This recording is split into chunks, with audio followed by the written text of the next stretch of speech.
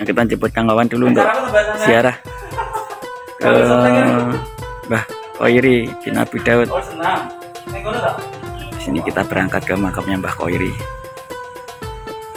Terima kasih sobat dulur Semang. Terus episode selanjutnya dari Semang. Nah, ini kita sudah masuk Desa Sukowetan, Kecamatan Karangan, Kabupaten Trenggalek. Ini dulu jalurnya seperti ini.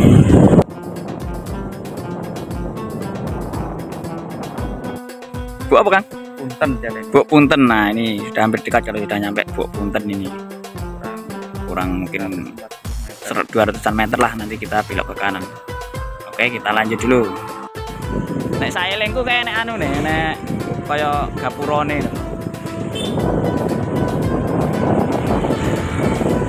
Kita masuk ke kanan ini, nyampe makam.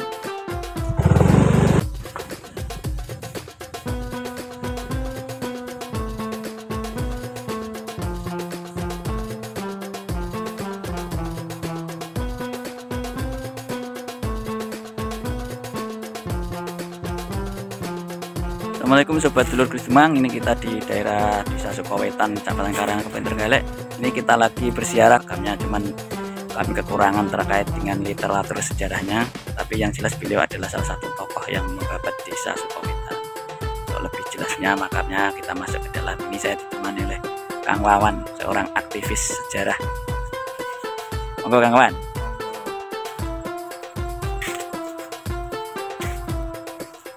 Nah, ini kita sudah sampai ke area makamnya Mbah. Sudah lama saya nggak kesini, akhir 2 tahun yang lalu. Alhamdulillah makam ini masih terawat dengan baik.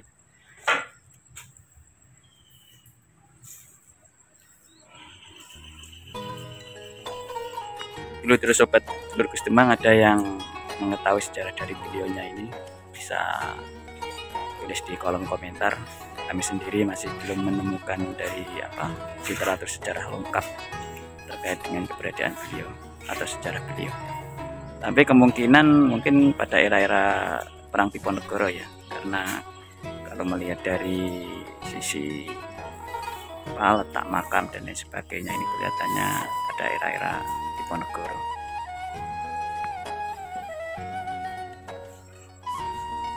Ini mungkin dari kerabat beliaunya atau dari masih ada hubungan dengan beliaunya, makanya ada makamnya yang ada di sini. Kita masuk ke dalam dulu.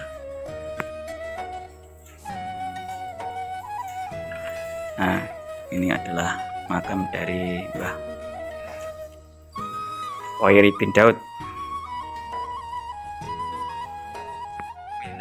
Insyaallah yakum lakum ya akum hakikun. Assalamualaikum warahmatullahi wabarakatuh. Assalamualaikum ya wali Allah. Mbah Abu Koiri bin Daud, sinaka saizin wa ala maqamika wa kifina taraduna khaibin audana andaka syahadata alla ilaha illallah wa anna muhammadar rasulullah. Allahumma inna naqasabilaika wa ilaika.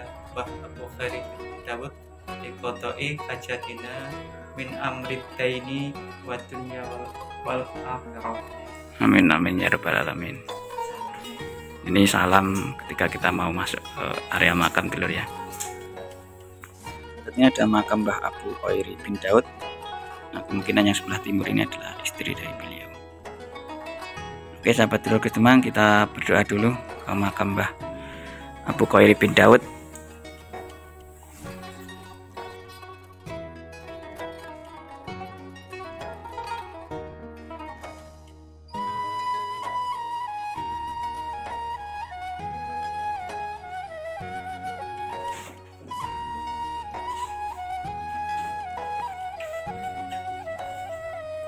Ini pas Ramadan ke-24 ya Kang ya?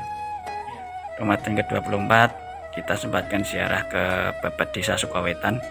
Semoga barokah, semoga arwah dari beliau leluhur yang ada di sini semuanya mendapatkan anugerah berupa surganya dari Tuhan Yang Maha Esa dan ampunan untuk seluruh keluarga besar beliau dan putra putri anak keturunan dari beliau semuanya. Dan semoga perjuangan dari beliau ini bisa menjadi inspirasi dari di masa kini dan yang akan datang, semoga bisa menginspirasi.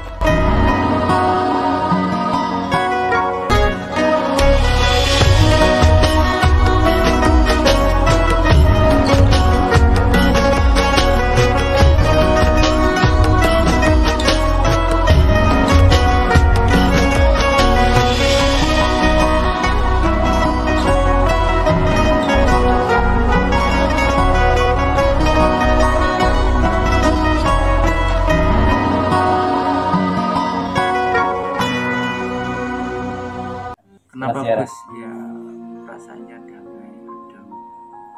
Yang saya bertanya-tanya gini Gus, kenapa kok di makam itu selalu bangunan itu pendek dan terlalu tinggi Oh, cungkup ya. jongkoknya? Di Jadi caranya gimana? Jadi cungkup, Filosofinya apa? filosofi cungkup itu dibuat pendek atau rendah itu sebagai kita itu istilahnya itu apa ya, ketika mau sowan kepada orang yang alim apa kita itu merendahkan. Jadi seperti ilmu kita itu harus rendah hati. Jadi kalau kita ke makam, ada kayak makam Sunan Kudus di Macan Bang itu juga ada, itu jadi dibuat pendek-pendek gitu. Jadi kita itu ketika akan berziarah itu artinya kita akan mengharapkan ridhonya Gusti Allah ya. Itu harus kita itu rendah hati, tidak boleh sombong dan sebagainya. Itu makamnya itu dibuat, cungkupnya dibuat pendek, bukan artinya kita itu sujud atau merendah, artinya menyembah kepada manusia yang enggak. Artinya filosofi kita itu khususnya yang orang Jawa ya, itu harus rendah hati, sifat-sifat sombong, takabur dan sebagainya itu hilangkan.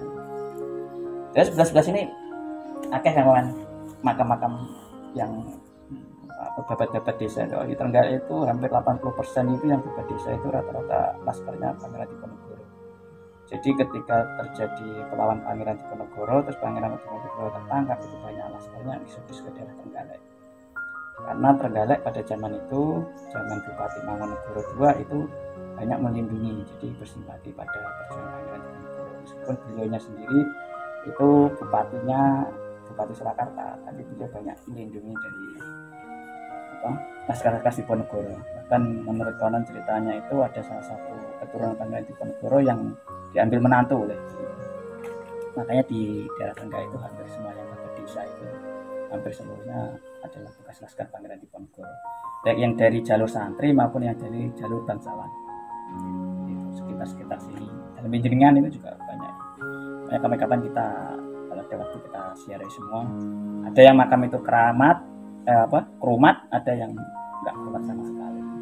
Nah, itu yang enggak kerumat itu yang berbahaya. Ketika enggak kerumat, akhirnya sejarahnya akan hilang, sejarahnya akan diganti dijadikan makam tokoh siapa itu yang berbahaya di situ.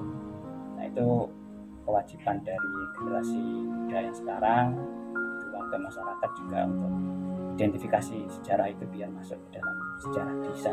Bagian desa itu sejarahnya apa, ini diaman. Memang kita sudah ziarah ke makam Mbah Khoiri bin Abu Dawud. Nah, kita mampir dulu ke masjid. Kita ya sampai jumpa ketemu dalam channel Gusti